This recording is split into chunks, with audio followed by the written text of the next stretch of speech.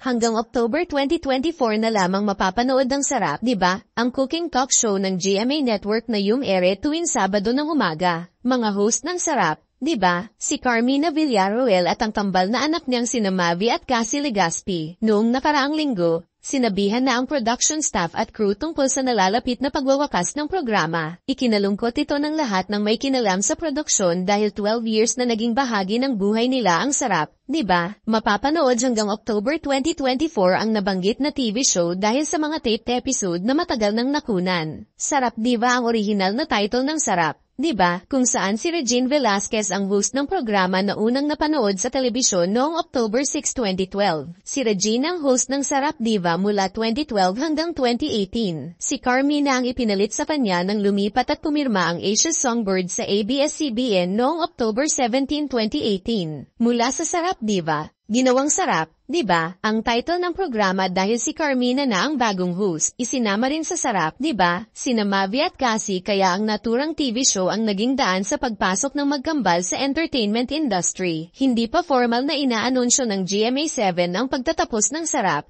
di ba? Pero may mga espekulasyong isang variety program ng Kapuso Network ang ipalit sa araw at time slot na mababakante ng magpapalam na morning cooking talk show ni Carmina at ng kanyang mga anak.